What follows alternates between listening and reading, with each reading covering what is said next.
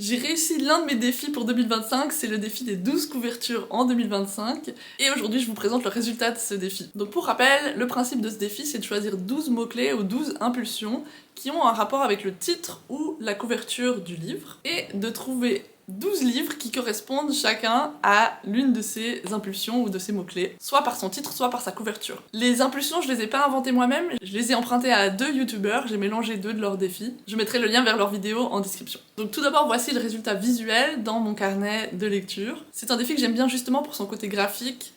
C'est très satisfaisant de voir les couvertures comme ça et de pouvoir constater de visu la réussite du défi. Je vais vous présenter les livres correspondant dans l'ordre dans lequel ils apparaissent sur la page, et non pas dans l'ordre dans lequel je les ai lus. Alors, le premier mot-clé ou la première impulsion, c'était un titre avec de l'eau, et j'ai choisi le livre La rivière de Laura Vinogradova. Dans le roman La rivière, l'eau est non seulement dans le titre, mais aussi en filigrane de tout le texte, puisque c'est finalement à travers la rivière que la narratrice reconsidère son existence, voire trouve des réponses à ses questions. Donc il me semble que le lien entre le titre et l'impulsion est assez clair. C'est peut-être un peu plus subtil pour la prochaine couverture.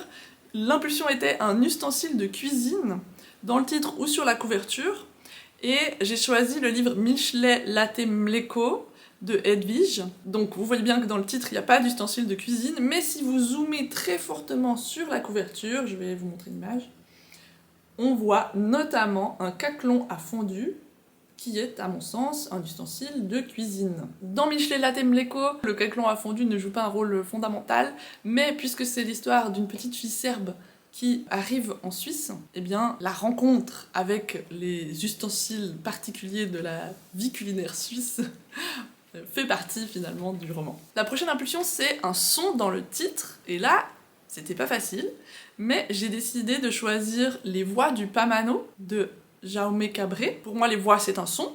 Et dans le roman, le son des voix du Pamano a une importance et est souvent mentionné. Ensuite, l'impulsion était titre en un mot. Alors là, j'avais plusieurs choix possibles, mais j'ai choisi Mère de Théodora Dimova. Et tout est dans le titre. C'est vraiment un texte sur les mères, mais du point de vue finalement plutôt des enfants, ce que j'ai trouvé assez intéressant. Pour l'impulsion, un motif sur la couverture, j'ai trouvé un roman des éditions Zulma, et si vous connaissez les éditions Zulma, vous savez que toutes leurs couvertures sont magnifiques et souvent avec des motifs. Et ce roman, c'est Dans le fossé de Sladiana Nina Perkovic. Là, le lien entre la couverture et le roman est peut-être un peu plus distant. Peut-être que cette tache rouge, c'est la narratrice elle-même qui détonne un peu dans sa famille et qui n'a pas envie d'être là. Ou alors c'est l'un des événements loufoques, inattendus qui arrivent dans le roman. On pourrait certainement trouver d'autres interprétations. La sixième impulsion, c'était des yeux sur la couverture. Et là, j'ai choisi L'œil du léopard de Henning Mankell. Il y a œil dans le titre et un œil de guépard sur la couverture. Ah bah non. Et un œil de léopard sur la couverture. Alors il n'y a pas des yeux, mais techniquement il y a des yeux puisqu'il y a un œil visuel et un œil écrit, voilà. Donc là la couverture est de manière évidente liée au titre, et elle est aussi liée au contenu du roman, puisque lorsqu'il commence à être affecté par une sorte de folie liée à sa situation en Afrique, le narrateur est très inquiet du léopard qui risque de venir le tuer. L'impulsion numéro 7 était une source de lumière sur la couverture, et j'ai choisi la très belle couverture de Héritage et Milieu de Vigdis Hjorth.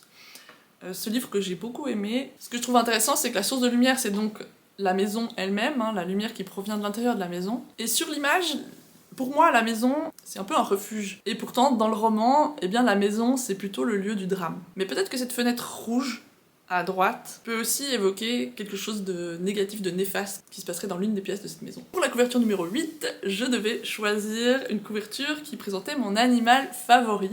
J'ai plusieurs animaux favoris, mais le serpent est l'un d'entre eux, depuis mon enfance. Et j'ai donc choisi Le serpent de l'Essex de Sarah Perry.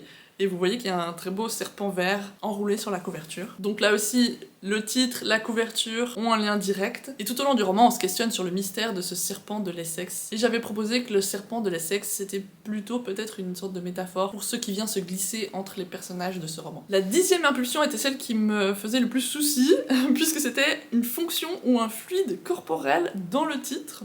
Et j'ai trouvé Pleurer au supermarché Pleurer, donc, c'est une fonction corporelle. C'est aussi, les larmes, c'est aussi un fluide, donc il me semblait que ça marchait assez bien. Et pleurer, ça évoque évidemment l'un des sentiments qui traverse ce récit autobiographique, puisque l'autrice nous parle de sa relation avec sa mère alors que celle-ci est en train de mourir du cancer. Je me suis trompée, c'était pas la 10e, c'était la 9e impulsion. On arrive maintenant à la 10e impulsion, et c'est un objet céleste sur la couverture. Et là, j'ai choisi Apprendre si par bonheur de Becky Chambers, qui est donc un court roman de cette autrice de science-fiction que j'adore. Un roman qui explore justement le voyage spatial et les potentielles découvertes qu'on peut y faire. La couverture numéro 11 devait contenir de la végétation, et là j'y ai placé le roman, je crois que j'ai lu en premier de toute l'année. C'est Louisa de Lou Sira. Sur la couverture de ce roman, on voit 2 roses et quelques pétales, qui évoquent selon moi le deuil, ou une forme de deuil.